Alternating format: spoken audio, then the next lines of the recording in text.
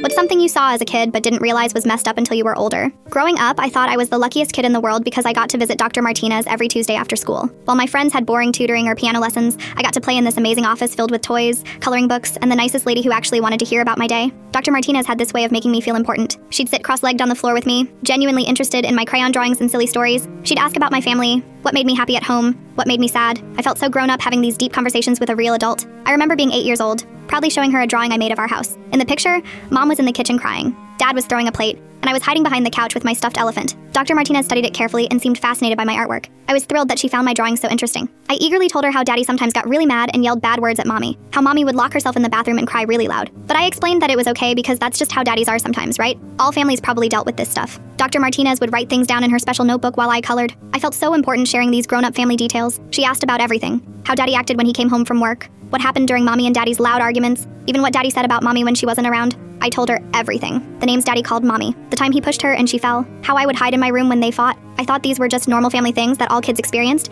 and I was proud to be mature enough to discuss them. Those visits went on for months. Every Tuesday, I'd skip to Dr. Martinez's office, excited to share more stories and draw more pictures. She was the only adult who seemed to really care about what I thought and felt. Then one day, Daddy was gone. Mom explained he had to live somewhere else because of big people problems. I kept asking when he was coming back, but Mom would just cry harder. I was devastated. Where was my daddy? Why couldn't he come home? The visits with Dr. Martinez stopped after that. I missed her terribly and kept asking Mom when I could see my friend again. Mom would just change the subject, looking uncomfortable whenever I mentioned Dr. Martinez's name. Years passed. Daddy would visit sometimes, but it was different, awkward. He seemed sad and distant. Eventually, the visits stopped completely. I grew up thinking he just didn't love me anymore. Last month, while cleaning out Mom's attic after she passed, I found a box labeled court documents with papers from something called a custody evaluation with my name on them. That's when I saw Dr. Martinez's real name on official letterhead. Dr. Elena Martinez, licensed child psychologist, court-appointed custody evaluator. Page after page of typed reports. My innocent 8-year-old confessions translated into cold clinical language. Child reports father exhibits explosive anger and verbal abuse toward mother. Child's drawings consistently depict family conflict and fear. Child describes witnessing domestic violence. Every crayon drawing I'd proudly showed her.